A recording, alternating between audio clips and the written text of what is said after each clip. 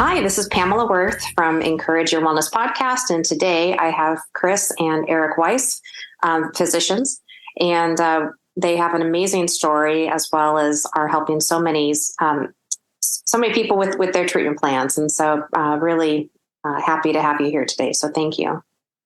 Thanks for having us. Thanks for having us. Great to be here. So tell everyone a little bit about your journey and how you've learned so many different things. And where your focus is today. Yeah. Okay. Well, our journey is that we have a son who's autistic. It started probably at 13 months, and we knew we had two other sons who are older, and we knew that something wasn't quite right with him, and this took us on a very long journey of educating ourselves and our son.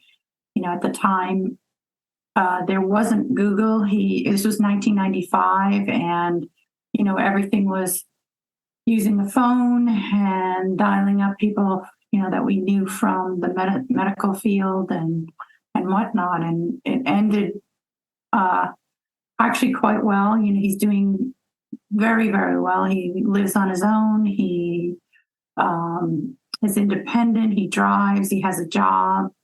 But in between, we had a lot of therapies that we did that helped and things that didn't. And in the meantime, we both wrote a book on our journey.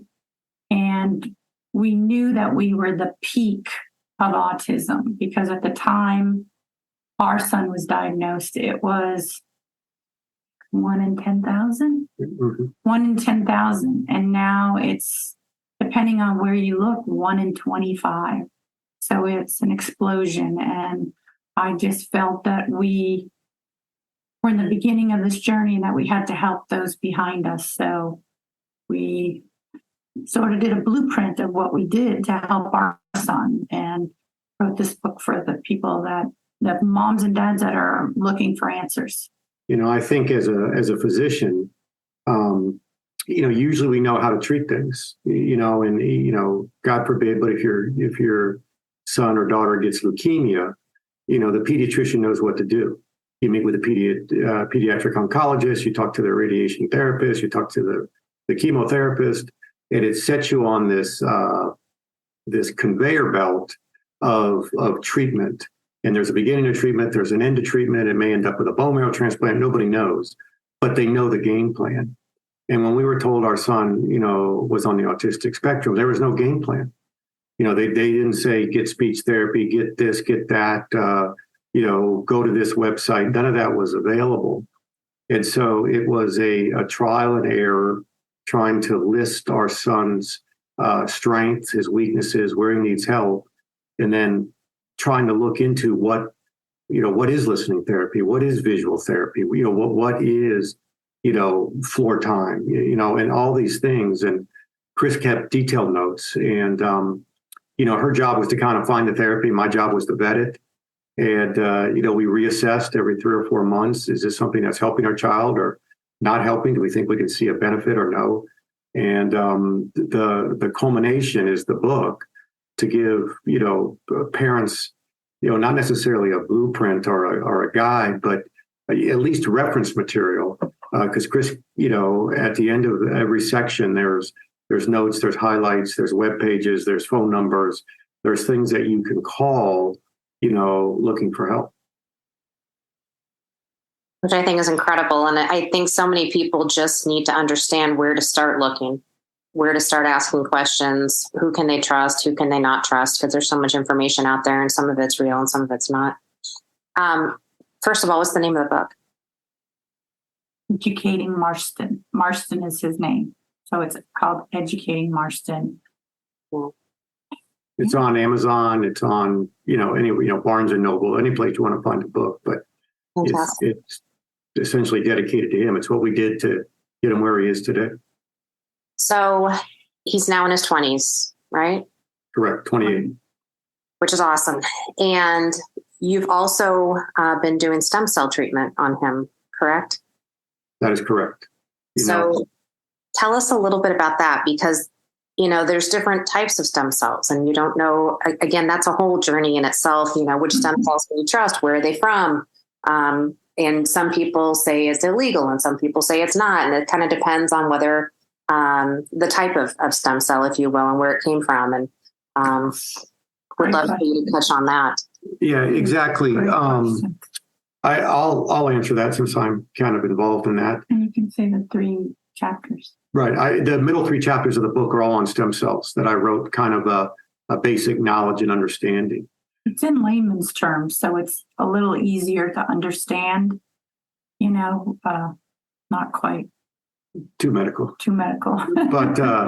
But to make a long story short, there's basically 2 types, broad categories of stem cells. There's embryonic stem cells, which come in from an embryo, and there are things that embryonic stem cells are used for. But these stem cells are derived from aborted fetuses, which obviously has a lot of moral and ethical issues and are frowned upon by many of the churches. And then there's adult stem cells. And adult stem cells are designed to heal. That's how our bodies heal. Every cell in your body has a defined lifespan. So when a muscle cell reaches the end of its lifespan and dies, there's a stem cell close by that makes another muscle cell, so you don't lose muscle mass. And so that's how our body works. And there's a different type of stem cell that makes a muscle cell versus a liver cell versus a kidney cell versus, all these types of things.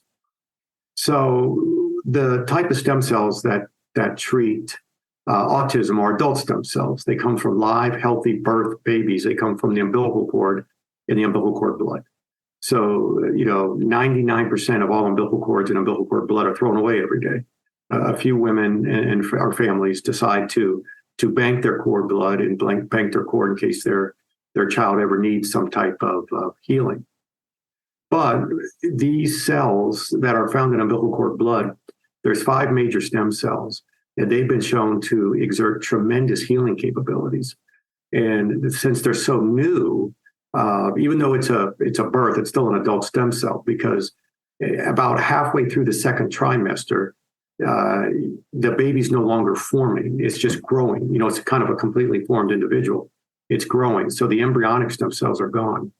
Now we have adult stem cells. And so they've been used in a lot of healing, for a lot of different things, from diabetes to knee arthritis, to the leukemias and lymphomas, all sorts of things. Umbilical cord stem cells are new to autism, but they're not new to medicine. They've been given therapeutically for over 60 years now. So it's like a repurposed drug. Correct. So we'll touch on that later. But what was found out was that autism, the vast majority of children with autism probably have neuroinflammation. This was an autopsy study that they did on children with autism that died from other causes, from house fires to drownings to car accidents, etc. And when they looked at their fresh brain specimens, they all had brain inflammation. And due to other research, mostly in the traumatic brain injury side, it was found out that the mesenchymal stem cell, which is one of the stem cells found in umbilical cord blood, can turn off brain inflammation. And not only turn off brain inflammation, but turn on brain restoration, which means turn on new growth, new connections, which can really start healing. And so the first thing, the landmark paper came from Duke in 2019, but before they looked at autism, they did cerebral palsy, because cerebral palsy is also an inflammatory disease. And what they showed is that these children that got umbilical cord blood, 90% of them, their cerebral palsy got better. Then they repeated it with autism, and about 60% of the children got noticeably better, significantly better.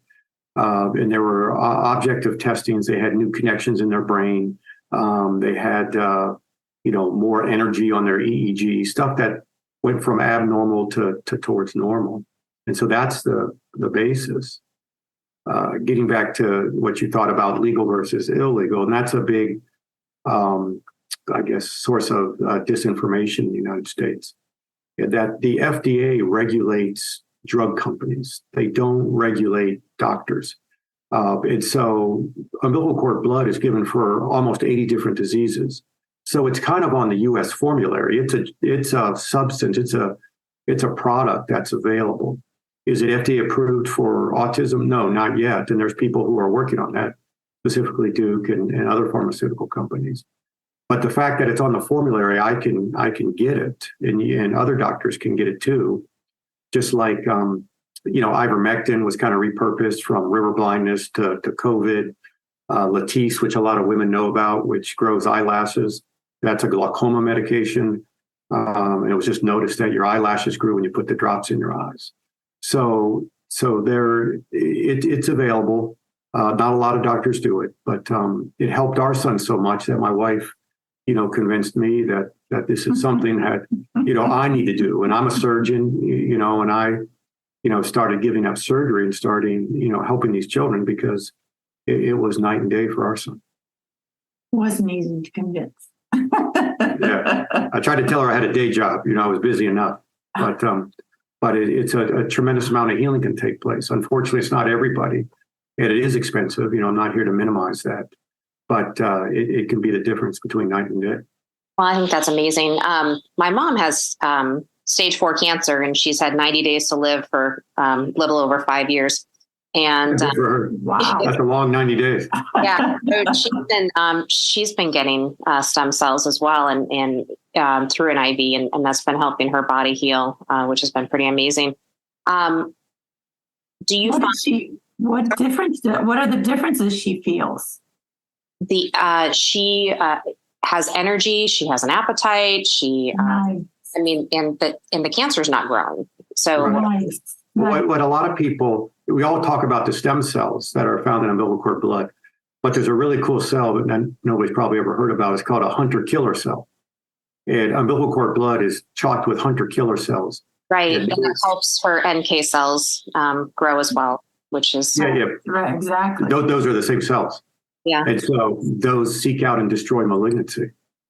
Yeah, which is pretty awesome. So for you as a doctor, you now will also give people stem cells for certain things that they need. Do you have a certain protocol that you follow? Is it all people that would like stem cells are allowed to come to you and get them, or is it certain instances? Well, I like to practice evidence-based medicine. And so there's not that many great studies out there where they actually studied it. Mm-hmm. Certainly, protocols are published, but nobody's really ever looked at, is one better than this? How do you do it? So I went to Duke, and Chris and I met with the people up there, and we kind of talked to them about it. So I used, essentially the Duke protocol. Mm-hmm. And I try to keep up with the reading. For the people that get it, I try to ascertain is if they're a good candidate. I don't want to just, take the money. So children with, severe genetic abnormalities, let's say there's Rett syndrome and something called Rick syndrome. There's XYY, there's Fragile X. There's a lot of different genetic abnormalities that are lumped into the autism diagnosis. And if it looks like they have that, then it might not be a neuroinflammatory disorder. It might be a genetic disorder. And so there's really no good studies on children with genetic disorders. So I kind of say, let's wait and let the science catch up and see if, there's something we can do. And so if someone is thinking about doing this, how much does it typically cost? And I would imagine that it needs to be over a certain time period for a year or two, because it takes the body so long to kind of catch up and start healing. Nothing's automated, and you might think it's not working, but it really is, because it's such a slow process for the body to kind of turn itself around. Correct. Because you essentially have to make new connections in your brain. Yeah. If you think of a child that's nonverbal, when he becomes verbal, it's not a light switch. The inflammation gets treated first, then they have the ability to speak almost. So then it's almost like a newborn. They have to start, listening and hearing and babbling in words. But the Duke study showed that they started to be able to measure progress at a month, and it continued to increase for 6 months. At 6 months, it plateaued, but it never went down again. And that kind of means that, new connections were made and things like that. And so I try to be upfront with parents, and their protocol was based on weight. And so the weight of the child, in about 1 to 2 million cells per kilogram. And I think that, most kids are probably in that 20 to 30 to 40 to 50 kilogram range. So it's usually 1 to 2 vials, sometimes 3, and that can range from $4,500 up to $12,500. And I know it's pricey, and I don't mean to poo-poo it, but when I took my son to the University of Illinois, Chicago, it was $20,000, and I think the good thing between us is that, I don't have to make money doing this. I just have to not lose money. I have a good surgical practice that pays the bills. I do it out of my office. I use my same nurses. So, it's not that big of a money sum, except for the product itself. And so we try to offer it as the most reasonable thing we can. Pretty awesome. So if someone's thinking about doing this, what sort of questions should they ask? How would they know the source of the stem cells, or how would they start to understand or verify if it's any sort of research or thoughts around any of that? Obviously you've been doing this for so long. I'm sure there's good places and not so good places and unknowns and all kinds of things that maybe somebody says they're giving it to them, but maybe it's something different, and how to find a trustworthy source. That's actually a great question. Yeah. And a lot of parents ask that question, and we want them to ask that question, because where we get our stem cells is the best. I mean, they have the highest viability. We've actually gone to the lab, for our son. We went to the lab. I wanted to see that it wasn't in the back of someone's garage. I got to see it, look at it. And we met the man who runs the lab. It's an amazing, but you can tell about the lab. It's the lab. The headquarters are in California, but the lab itself is now in Las Vegas. And I think it's pretty interesting they moved to Las Vegas, because there's more direct flights to Las Vegas than anywhere else, probably in the United States. And so that when, a woman has a baby and she donates her cord and blood, it's a quick flight to the lab, because the blood in the cord has to be there within 48 hours, processed and then frozen. I think you would vet it, any lab, just like you would vet, almost anything. You see who runs it. Is it doctors? Is it the United States? You can ask them where they get their stem cells from. I always tell everybody where I get my stem cells from. My lab is in the United States. They only take, donors from the United States. All the donors are screened genetically, as well as for any type of infectious disease. The lab maintains good manufacturing processes and good tissue processes, which is very difficult. They're accredited by the FDA. They have a full compliance division. It's a first-rate organization. They hold patents on, transport, packaging, processing, and so they do have good viability. But I think you just call and ask. Anybody who comes to me, I've spoken to on the phone. They usually call the office. I send them some information, but I try to speak to them plainly, because parents are, freaked out a little bit. I mean, we were freaked out. Right. I didn't want to go to Panama. I didn't want to go to Mexico. And that's not to say they're not, great organizations. I called them. I spoke to the people in Panama, and they just didn't have much experience of treating kids over the 18, and really didn't treat kids over the 18.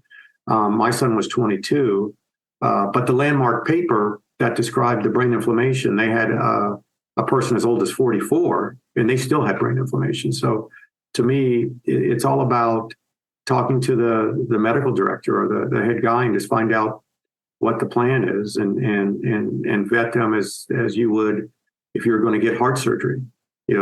What do they do? How are they trained? What are their thoughts are?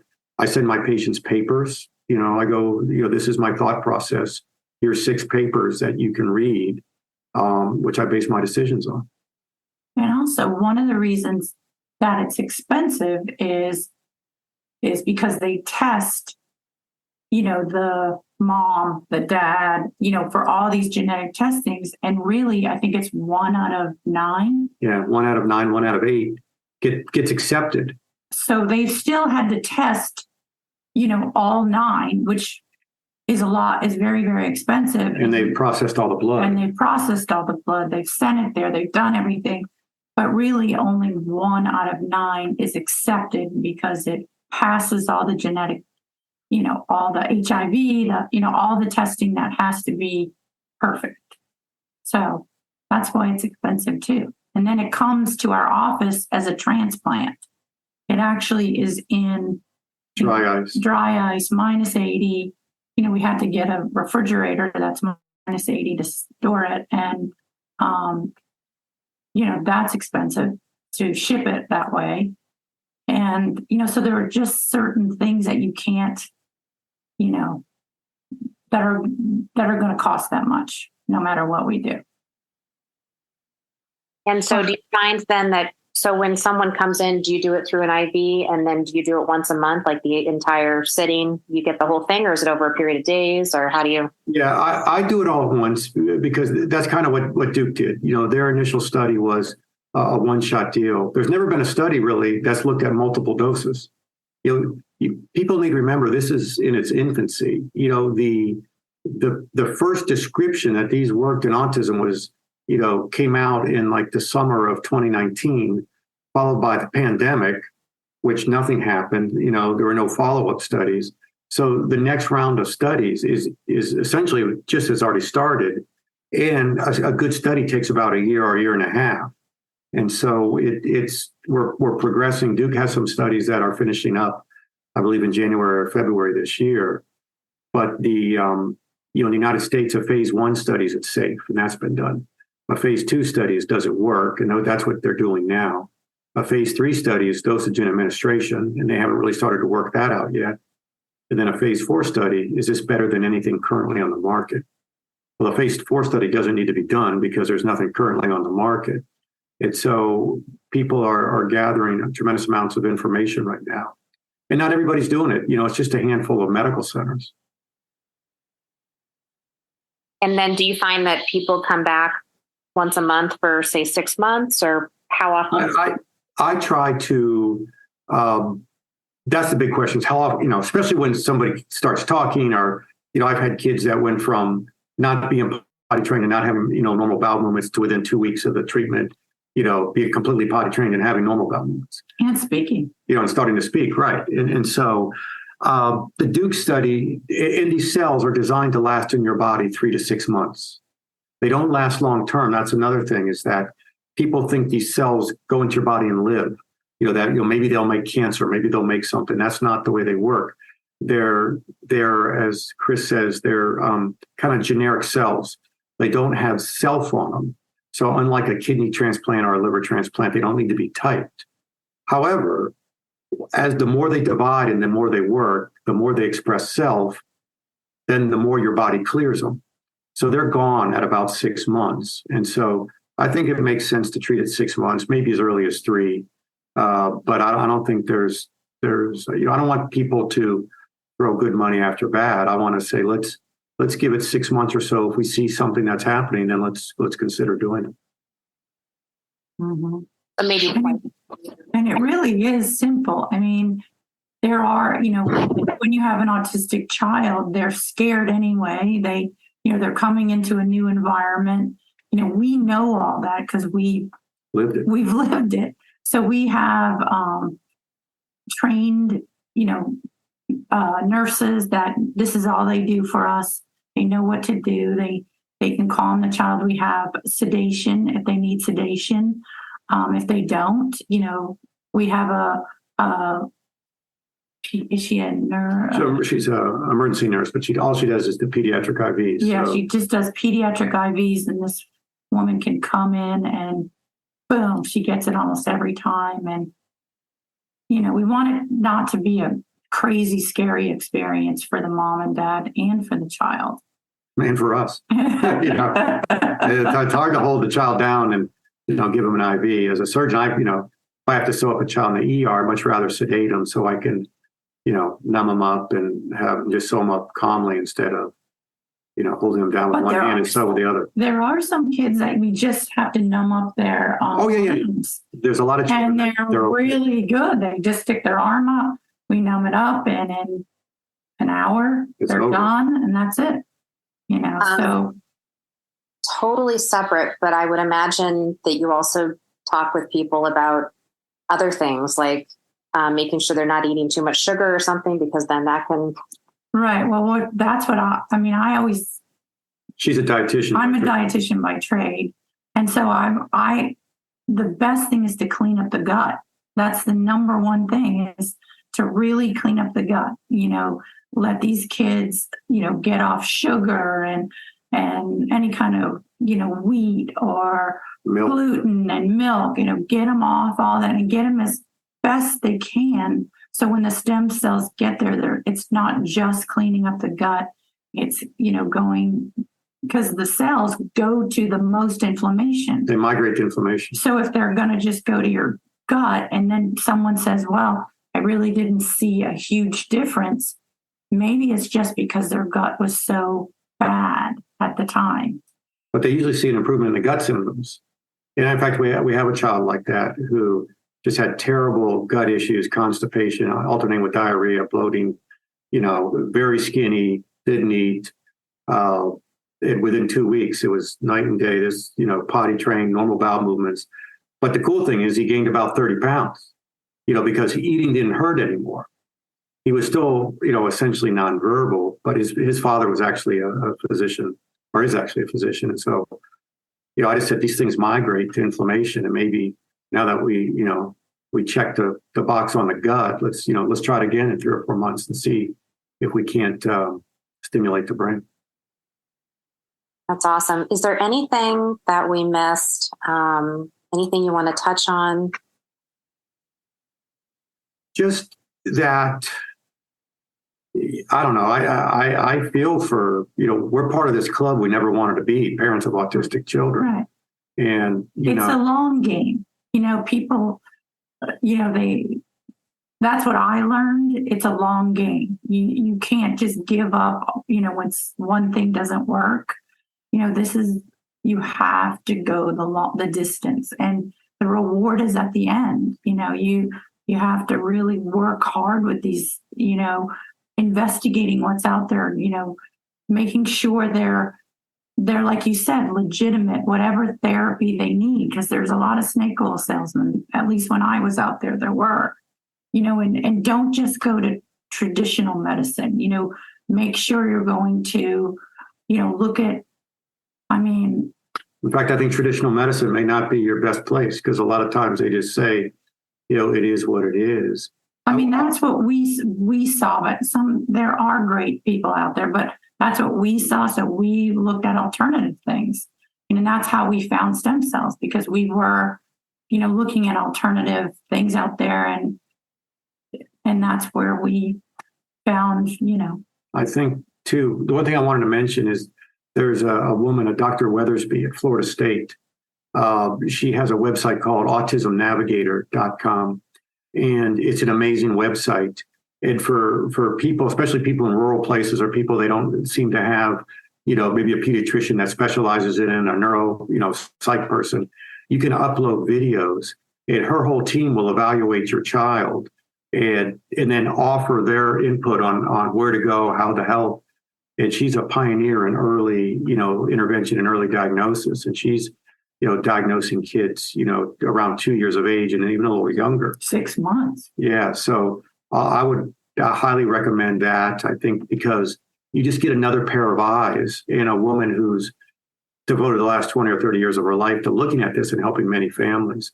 And so she would be something I would just happen to mention. And we have it on the website. Yeah, I think my website, educatingmarston.com, or even North Florida stemcells.com, has a link to the Autism Navigator, because I really believe in that. And then the last I would say is their life's not your life. And I think that we had a problem that, our son was never going to go to high school and prom and, college and things like that. But I can tell you he's happier than he's ever been. And he's living a complete life. And, he has friends. Is he doing what we kind of foresaw? No, but. Right. Is he perfect? No.